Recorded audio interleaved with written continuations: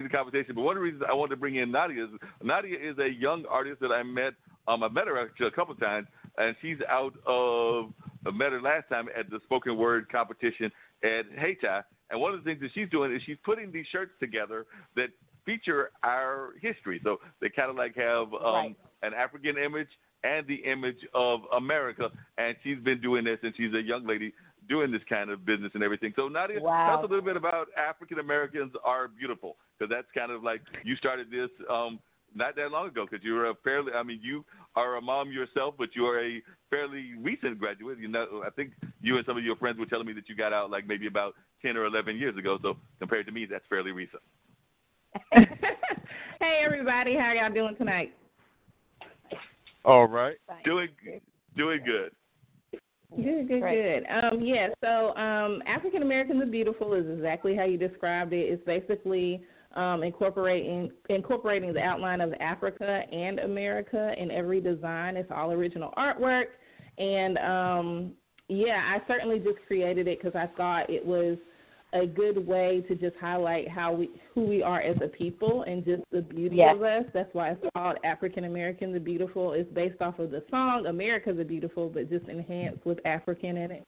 And so I get a lot of great feedback from the art that I do, and so that just tells me that people were feeling the same way that I do. So I'm just really honored that people are, really taken by it and love it just as much as I do.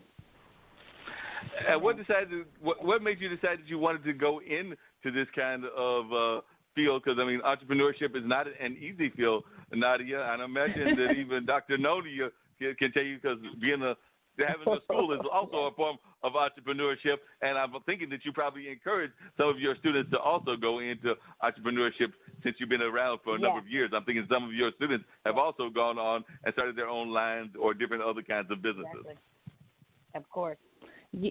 Yeah, definitely. And the same thing for me. I actually left an education position as well, so we're all kind of educators in the mix. I left my job in December as an alternative learning coordinator as a teacher in Wake County, and trying to do this full-time as a mom and a businesswoman is super tough, but I think I'm more motivated to kind of create the life that I would like to live as opposed to, spending 10 or 15 years not doing something that I feel like I'm called to do, or at least not rising to my fullest potential. So that was my decision. I first started kind of dabbling into entrepreneurship maybe about 6 years ago. I actually had a desire to have a thrift store, so I ended up getting a daycare bus, taking out all the seats. And I used to travel around to events, and I created a little mobile boutique. So this isn't my first rodeo. I'm still kind of new to the whole entrepreneur aspect, but I really think that black businesses are so wide open. I feel like anybody who can start a black business, do start a black business, and I'm so elated that she's starting a school because we need so many more schools for our people, for our kids. So that's kind of with me, and I just really took a heart for it, and I just love entrepreneurship because you can basically make it whatever you want, and then you can also teach others about it as well. So that's what I really like about it. No doubt about that. And one of the things I'm curious to hear from you, one thing I did want to let you know that Dean, my co-host, his wife, Anna, has her own entrepreneurship business, and he can tell you about that during the course of the show. But then she, along with two of her friends, also have three Harlem sisters. So they've got various businesses that they do out of like the New York, New Jersey area where Dean is based out of. So they've definitely been keeping track of doing some entrepreneurship and definitely being strong African-American women that are doing this kind of business on a regular basis. Of course, as we said at the beginning, this is the time of people remembering the legacy of Dr. King and things of that nature. Some of us might, I was probably a kid myself when Dr. King was, I was a kid when Dr. King was assassinated. Some of you weren't even born when Dr. King was around and everything. But just out of curiosity, what was your thoughts of the legacy of Dr. King and what Dr. King means to you as both an educator and a business owner? Well, I definitely feel. Oh, okay. You can go ahead. You can answer first. Yes, I didn't know. Go ahead, Doctor. Go ahead. I was referencing both of you, but we'll defer to Dr. Noni first, and then we'll come to Nadia. Oh, okay. Okay, I'm sorry. I wasn't sure. Okay, well, for me, I feel like what I teach my children is that we have to really reevaluate exactly what we were trying to achieve as a people during this time. And I was born in '61. So I remember the conversations in my home and the conversations with my grandparents. And so my people were kind of on the line with this. They wanted to have schools where we had access to resources and access to a better quality education. But there was also a lot of concern about being in an integrated environment where our children were now placing their bodies into spaces where there were very negative attitudes and stereotypes about them. And so I remember those conversations, and I remember my mom, there was quite a bit of alarm about it. So, they weren't like 100% integration, which is probably why I have this African Center school. But, and I think that we felt like we were compromising our humanity. What is really integration? When I think of it, what integration should be, it should be a classroom where you go in, the teacher broaches a subject, she puts English, or she puts science on the board, because I teach the science over here. So she puts chemistry on the board. Okay, so that means that I should, when we start talking about the Bohr method or Bose-Einstein, or we start talking about scientists, we should have Chappelle up there. We should have Ernest Everett Just up there. We should have, Native American chemists or ideas of what, how do they practice chemistry in the development of medicines and development of, their agricultural practices. What do they do with chemistry? How do they apply chemistry in ancient Africa? How do they apply chemistry in Europe? How did the Japanese do it? How did the Hispanic people do it? And so when you are in that classroom, true integration is when everybody's culture is considered. That is not what happened. And so what has been the consequence of it? So I'm not saying we have not made any gains from integration, but I think that the African American community needs to not only reevaluate it, but we need to take strides to correct it. What can we do to fix this problem? We know that the curriculum is not reflective of our children. We know that you have multiple learning styles, and so we have this testing that does not reflect or does not consider the multiple learning the ways that the children learn. And so we are continuously this thing is strategy. I'm trying to think, what is the word? It's stratifying our community, and only a few people are actually able to successfully move through this. And in the African community, the traditional African community, it was Ubuntu. The whole community was measured by the quality of life for everybody. That is not the way this system is operating. So what can we do to fuse in our worldview into the school system? And at this point, I could not sacrifice my children. My oldest is now 33, and my youngest is 18. I could not sacrifice them for that space, for people to figure that out. And so, but that's what I think of with Dr. King. I'm like, do we really know what his expectations were? And did we let him down by not keeping, staying focused on what his vision was for us as a community? And did we kind of allow other people to influence it and take it down a road that we now maybe we shouldn't have gone down, or maybe we shouldn't have surrendered so easily? And I know that's controversial. No, but that's where I stand.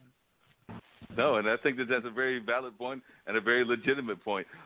Nadia, what are some of your reflections on Dr. King? And actually, I want to come to something else that might be controversial as well, but we like controversy on Straight Talk. So, Nadia, what are some of your views on Dr. King and things of that nature?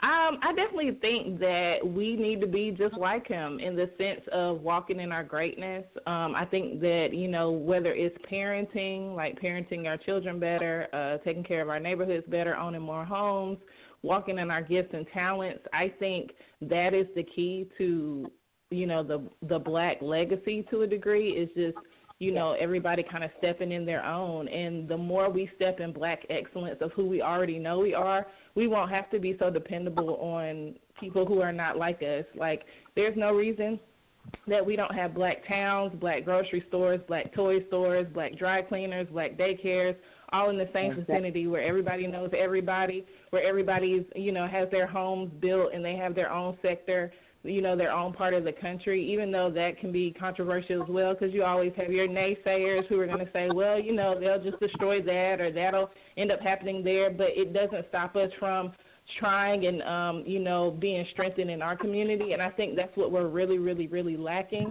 We should already have, an idea of what we want to do with our seniors. We should already take care of our affordable housing for our own people. We don't have to look to somebody else to do that. And I think the moment that every single Black person in America lives up to their full potential, then yes, you're right. Like Dr. Noni will have a school. You guys will have a radio station. I can have a clothing line. But all of those things can expand to other things as well. And then when you have the midst of that, you also have your children and your children's children, right? So it's just one of those things that I think we have to rewrite the book. And I think what he was fighting for, of course, was us being judged by our character.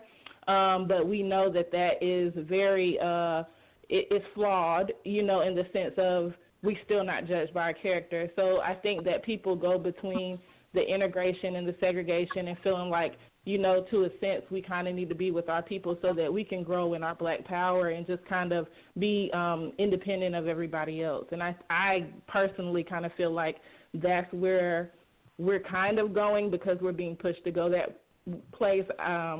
And I feel like once we realize the brilliance that we are and, like every other culture, I think we'll be absolutely fine. But that's another reason why I created the brand is because it is to highlight who we are. We don't have to be like anybody else. Yeah, because it's interesting you bring that up because you actually bring up 2 points that I wanted to hear y'all elaborate a little bit more on. But you talk about the need to have these kind of communities, and we've had these kind of communities. I mean, right there in Hayti was the historical Hayti district. Of course, we've had, which was Black Wall Street. There was a Black Wall Street in Tulsa. There were Black Wall Street around the country. And we do have entrepreneurs that come around, and they're part of, like, the new Black Wall Street and things of that nature. And I know that when I've talked to some of them, they sometimes feel that they can develop these Black businesses, but they can't necessarily have the Black business within the Black neighborhood. I'm not saying all of them, but I have had this conversation where some of them feel that we will never be able to recreate another Black Wall Street. I don't know that I necessarily agree with that because I think that we can create a Black Wall Street that you just described where it's in our community and it's a lot of the different kind of things, whether that's a film house, whether that's a store, whether that's we already have the funeral home, or whether that's the banks, or whether that's the different other kind of businesses. And then the other part that I'm curious to hear with y'all's thoughts on is that definitely we are getting pushback. Definitely when Obama was elected, he was president for 2 terms. A lot of people think, as we just alluded to when I was talking about the endorsement that the New York Times gave, is the reason we got Trump is that it was a pushback from some of our European brethren in terms of like the fact that a Black man had been elected, so they wanted to go the opposite extreme and elect somebody that's definitely, some people would say conservative, ultra-conservative. Some people would just be like me and Dean and say that he's crazy. But that's just our opinion. Right. I just want to answer real quick. I think when you get to why such and such is doing what and whoever is doing whatever, you lose focus on what you're supposed to be doing. And not that those things aren't a factor, but I do believe, like, we all know, y'all were talking sports earlier. Seldomly do I think that people actually worry about what the team is doing. If their team is off, then that's what I need to be focused on. If they end up beating us later, then maybe we need to watch tape. Like I heard somebody talk about that before, but that's after the fact. I think while we're in the midst of it, our team needs to worry about our team, and I just think that we need to make sure that we're rising to our best potential. Like if you have Black millionaires, those Black millionaires need to be investing in Black businesses so that those people can rise up too, so we can kind of multiply. And I just kind of feel like there is possibility for a Black Wall Street. There is possibility for Black neighborhoods, but I